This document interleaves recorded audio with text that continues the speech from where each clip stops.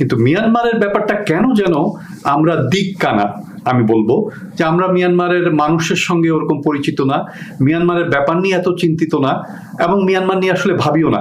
অথচ আমাদের প্রতিবেশী, যাকে আমরা কখনোই বাদ দিতে পারবো না এবং গুরুত্বপূর্ণ একটা প্রতিবেশী। আমার মিয়ানমার নিয়ে আগ্রহ শুরু হয়েছিল বেশ আগ থেকে, বাট 1999 সালে আমি প্রথম মিয়ানমার যাওয়ার সুযোগ পাই। এবং তখন আমাদের সামনে অপশন ছিল ভারত, নেপাল এবং মিয়ানমার। আমি মিয়ানমারকেই বেছে নিয়েছিলাম যে আমরা ভারত নেপালে যেতে পারবো, কিন্তু মিয়ানমারে কখনো যাব এটা আসলে কখনো চিন্তা করা যায়নি। তখন আমরা মিয়ানমারে গিয়েছি এবং একটা জিনিস দেখেছি যে মিয়ানমার সম্পর্কে আমরা যা ভাবতাম যে ওরা কতটুকু ডেভেলপ কিনা, কেমন অবস্থায় আছে, কিন্তু গিয়ে যা দেখলাম অদ্ভুত।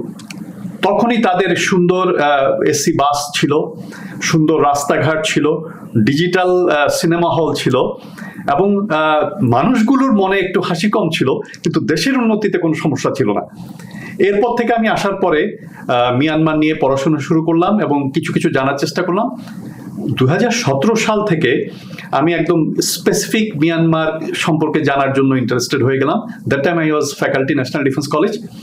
আমাদের নেবারিং কান্ট্রি স্টাডি বলে একটা সাবজেক্ট তখন ছিল।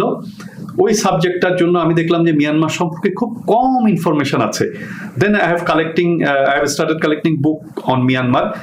বাইরের দেশে মিয়ানমারকে নিয়ে অনেক ইংলিশে বই লেখা আছে, কিন্তু আমাদের দেশে মিয়ানমারকে নিয়ে বাংলায় খুব কম লেখা বই ছিল। আমি তখন আমার নিজের উদ্যোগে আমি মিয়ানমারকে নিয়ে বাংলায় দুটো বই আমি প্রকাশ করি।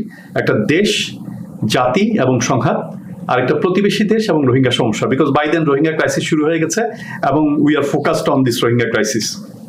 এটাই হচ্ছে আমার মিয়ানমারকে নিয়ে শুরু। এরপর থেকে আমি কন্টিনিউ করে যাচ্ছি লাস্ট 10 বছরের মতো বলতে পারেন। আমি মিয়ানমারকে, ইট বিকেম মাই প্যাশন।